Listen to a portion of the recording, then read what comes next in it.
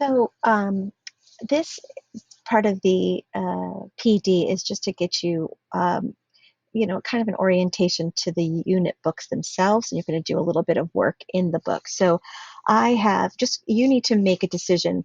Are you going to plan your first reading unit of study? Are you going to look at your first writing unit of study? Make sure that you've made that decision and then get your book. I have both. A writing and a reading, and I'll be using both for you. I apologize for using the webcam to show you things. I don't have a document camera that I can use with this PD. So the first thing I want you to notice is right on the inside of your unit, you will see a chart that looks like this. And this is just a really quick overview. And you don't have to look for it right now. You'll have a chance to in a second. But I just want to give you a look at what I'm talking about when I use it. So this is on the inside cover. It's a chart that has the just a little bit of a delineation of what the mini lesson is, what the mid workshop interruption is, all the things that I'll be explaining to you in this uh, video. So the next thing, as you're turning the pages, you'll see that there's a table of contents um, that is a few pages, and it's after the acknowledgments. Looks like this. It goes across 2 pages. This is great, and we'll be using this to do a bend overview in a second, but I just want you to notice and to find the table of contents because I'll be talking about that in this video as well. The next thing you'll see as you're turning the page is the welcome to the unit page. You'll see that there. And with that, there's a little introduction to the unit. And then you'll see that there is a heading that says overview of the unit. Now, if this is different, the overview looks different in writing and reading units of study. In the writing units of study, you'll notice it has the heading, but then there's no other headings. And they describe Bend 1, Bend 2, and Bend 3 in this overview, and it's kind of all meshed into one, into sections. Notice there's no headings on this page. You kind of have to find where it's explaining Bend 1 and then find where it's explaining Bend 2. But they smartened up when they made the reading units of study. So when you see the overview of the unit section, um, um, in the reading units of study, you'll notice that they gave you headings, which is so much easier. So here it says overview of the unit, but then look, it says Bend 1, and then it describes Bend 1, and then the next heading is Bend 2. So it's a little easier to locate the Bend 1 information in reading units of study. I promise you it is in writing units of study. It's just that the Bend 1, Bend 2, and Bend 3 is all in one section titled overview of the unit. You just have to kind of look for it. So the next thing you'll see in your book is after you look at that overview of the unit, you will see that Bend 1 starts. This is the reading unit of study, Bend 1, first grade. But all the books are set up the same way. And then you'll see that the very next page is your first mini lesson, your first session. So some things to notice on your first session or any session is some interesting things. Right here, it says in this session, it's just a brief overview of what you'll see in the session. Down here, this clipboard is all the things you'll need to be able to do the session. Keep in mind that this is all the things you'll need for not only the mini lesson, but you might need it for share as well, and even some mid-workshop interruption and small group stuff you can find in here. That's why it's really important that you read the lesson. If you see this little symbol here, it's a mouse. That means that you'll find this on the Heinemann resources that you set up earlier in this PD. So go ahead and take a look at that. So it's an overview to the session, and then this little clipboard. And then every session is set up like this. You'll see that it is the connection. See the connection? And it will say the connection. Then it says name the teaching point.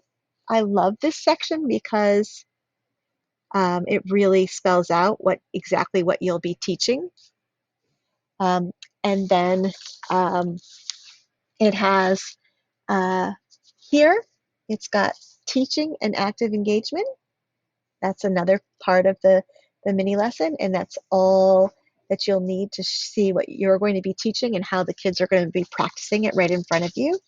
Teach is the, remember if we go back, teach is the direct modeling, that's that I do, where you're going to say, watch me do this. I'm going to show you how to do this so you know how to do it yourself. Active engagement is like, now that you've seen that I've done this, now you're going to try it here in front of me. This is not mastery. You are not going to be checking each and every student. You're just giving them a first try, maybe leaning in and listening in, maybe doing a little facilitating for one group or two. I often use partnerships for active engagement so that I can listen into what they're talking about on the rug. Um, but it's just a first try. It is not mastery. So you don't want to go to every kid. It really should be like 5 minutes or so, but we'll talk about the mini lesson in the next video. And then you'll see that the last part of a mini lesson is what we call link, and that will be on that page as well. I'm not going to show you anything else. There is more to each session, but I don't, it can get really overwhelming.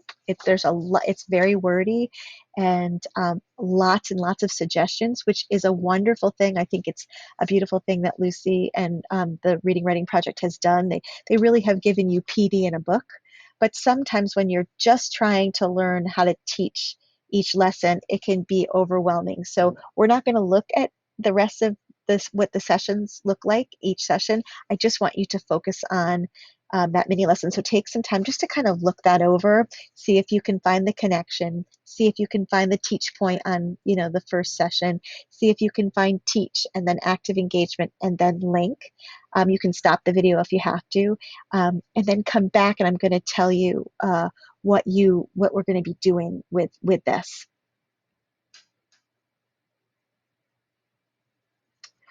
Okay. Welcome back. If you stop the video, I'm just going to shrink my webcam a bit and bring it down here. I'm going to present. So I want to talk about, now that we've kind of made ourselves familiar with the book, what we're going to do with it. So let's move on here. So one of the, I just want to give you now what this video really is for, is a formatted way to tackle your units of study in a manner that is doable and doesn't seem overwhelming. So the very first thing you're going to do, remember I said the table of contents in the beginning of each book? Remember that? So it was like right after the title page and the acknowledgements. You'll find that table of contents. See?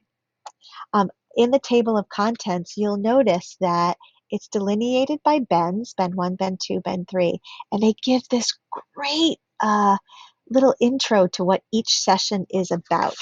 The very first thing that I would do is, as a teacher, a new teacher coming to the units, is I would take one bend at a time. So I would start with bend 1, and I would begin by reading bend 1 in the table of contents, what each session is about. So I'm going to have you do that right now. Stop and do that. Now, here's a suggestion. I have linked a document that you could take notes on each one of these steps so that it's all on one document. If you don't like my document, then I'm suggesting you make yourself a document that you can be doing this work, the 5 steps or the 4 steps that's on this slide as we go. So right now, you're going to open up your table of contents. You're going to read the session in little blurbs under each session in bend 1. You're going to stop at bend 1, and then you're going to jot down notes on what you are thinking bend 1 might be about and what the goals of bend 1 are. So do that right now, stop the video, and then come back when you've done that work. Okay, welcome back. So we just did a little bit of work on bend 1. Right now you might have just a little bit of knowledge on, I think that bend 1 is going to do this, and we're going to grow our knowledge through these next steps. So the next thing you're going to do, remember I told you that after the table of contents, there is this beautiful an orientation to the unit. I think I said intro, but it really is an orientation to the unit. Let me see if it's called that in writing workshop as well. What in writing workshop it's called welcome to the unit. See that? So what I want you to do is I want you to read the intro. I want you to just the intro, stop at the overview of the unit, right? So just the intro. And while you're reading the intro, it's also called the orientation, also called welcome to the unit. Highlight or post it any part that stands out to you that might be important to the unit. Like, what are the goals of the unit? If they mention Bend 1, sometimes they do, sometimes they don't. Maybe really extra highlight that because remember, we're working on just Bend 1. But right now, I'm going to have you find the orientation to the unit if you're in reading units of study, or welcome to the unit if you're in writing units of study. You're just going to read that, highlight, post it, and then add um, some notes to your document to kind of help grow your knowledge about this unit. Stop the video, come back when you're done. So, so the next thing I'm going to do is we're going to now use the overview of the unit. Now remember, I said that if you're in the writing unit of study, the overview of the unit is all meshed into one. They talk about Bend 1, Bend 2, and Bend 3, all in that section. So you're going to have to do a little work as a reader to find where they're discussing Bend 1 because we're only working on Bend 1. But if you are doing a reading unit of study, luckily you will see that in the overview of the unit, it gives like a little teeny blurb and then it jumps right into Bend 1 so that you can read just about Bend 1.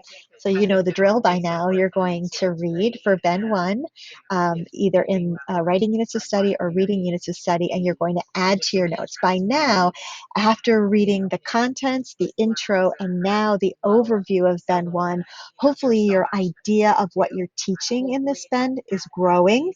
And really, you're starting to get a really good solid feeling about, this is what this Bend is all about. So go ahead and do that. Work. Stop the video to do it, and then come back and join me when you're finished. So welcome back. We're now going to move into the mini lessons, the actual sessions. So in reading units of study, it's got this beautiful little cover page. See that? And which starts us with Bend 1. Sometimes in reading units of study, you'll even have like a little bit of a intro, some pages that kind of talks about it in more detail, but sometimes not.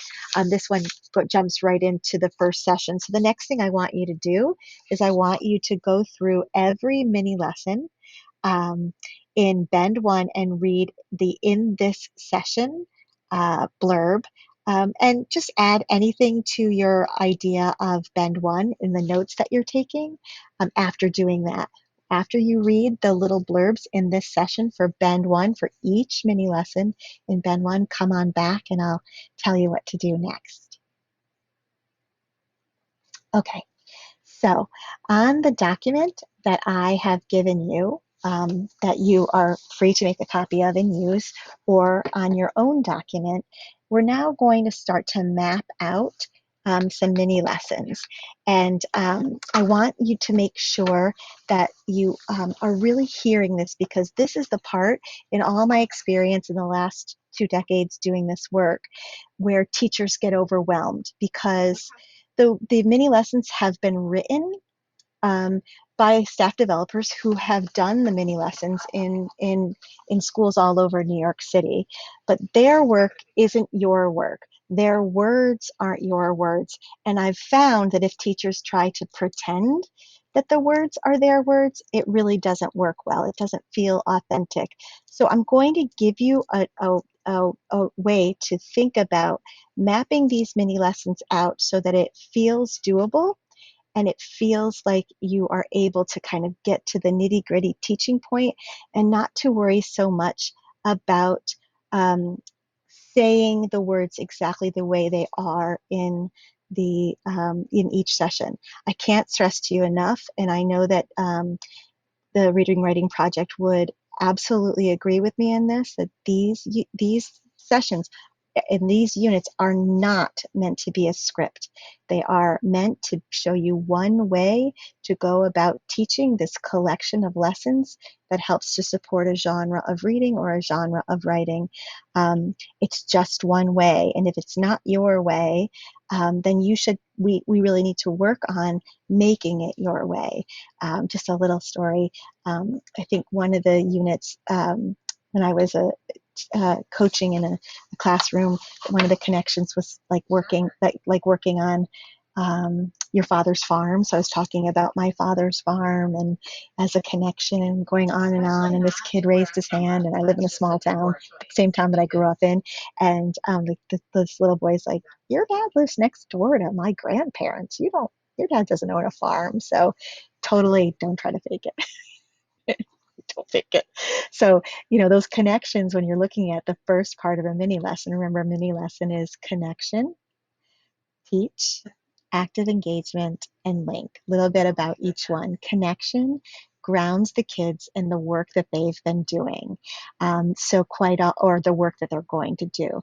It is a beautiful, wonderful, absolutely effective way to tell story when you are doing a connection because it draws the kids in. But when we are beginning teachers trying to think of a story that would match the teaching point that kind of supports what we're doing, is just too much work, especially when we're just trying to figure out what we're teaching.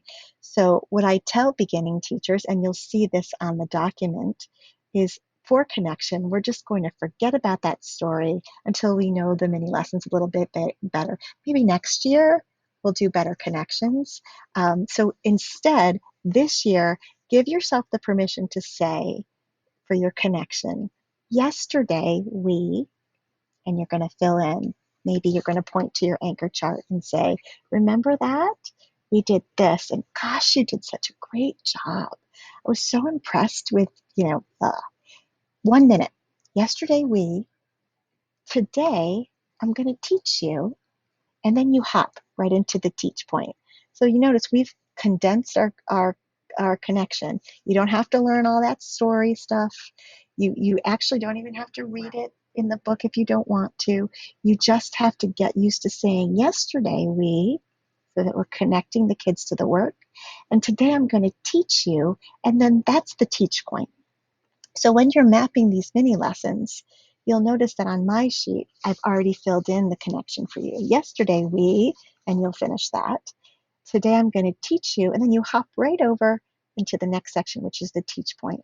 So the first thing you're going to read for each one of those sessions is the teaching point section. So you're going to read that and try to boil that teaching point down to one line. Today I'm going to teach you that good readers, blah, blah, blah, or that good writers, blah, blah, blah. So you want to read that teach point section and boil that down to a one-liner that you can say to the kids. So that's your first work for each one of the sessions, is to fill out that teach point section on my document or create a teach point section on your document so that you can go through each session in Bend 1 and come up with one-liners for each one of those teach points. Once you do that, come back and we'll talk about what you're doing next. Welcome back. So now that you've gone through and you've kind of got those teach points in one-liners on a chart that you've created or on my chart, the next thing you're going to do is really to shorten this work for yourself. Sorry, phone call. So I'm not even sure what I was saying before. But what I was going to say is now that you have mapped out the teaching points, what you want to do is you want to read over the teach section and the active engagement section. And you want to think to yourself, is this how I would teach it? So, when you're reading over the teach, and you say, well, do I know how to teach looking for character personality traits? Or do I know how to teach, using the beginning sound to figure out a tricky word? If your answer is yes, I know how to teach that, I know how to model that because it's the I do, right? Then don't read the teach section in detail. Like just think to yourself, this is how I would model it. So when you say in the mini lesson, watch me do this, and you have an answer on how you're going to do that, you don't have to read the teach section. But if you don't have an idea, and quite often I don't have any idea about how to teach what they're talking about in the teach point, I have to read over the teach and then kind of say, okay, I'm going to make this my own. Like, okay, I get what they're doing. How would I do this? You're going to do the same thing for active engagement. You're going to read to yourself and say, how it, if I'm pretty sure how I'm modeling it, how will I then have the kids try it in front of me? And if you have an answer for that, then you don't have to read the active engagement in complete detail. You just have to map it out on your own chart, right? But if you don't have any idea of how you would have the kids try it in front of you, then you should read their active engagement section. Now, for me, because I've done this for a long time, my active engagement is always, almost 90% of the time, it's partnerships and it's turning and talking. And so I don't typically read the active engagement even on a new unit of study when it comes out, because I know that what I'm probably going to have them do is what I modeled. I'm going to have them try or repeat back to their partner, or to do something with partnerships. So I typically know how I'm going to handle that. But if you don't have that repertoire of ideas, then you should be reading the active engagement. So right now, what you're going to do is you're going to stop the video and you're going to map out, how are you going to teach that teach point, and what will you have the kids do in active engagement to try it in front of you. And when you finish mapping that out for Bend 1, come back and I'll tell you the last little bit that you're going to do with LINC. Okay, welcome back. So with LINC is just you linking the work they did in the mini lesson to their independent work when you say, off you go. Now, if you look at the LINC, again, it's this long, drawn out. Typically, they might go back to a story, or they might do a little more work or something. That's the way it's written in the units.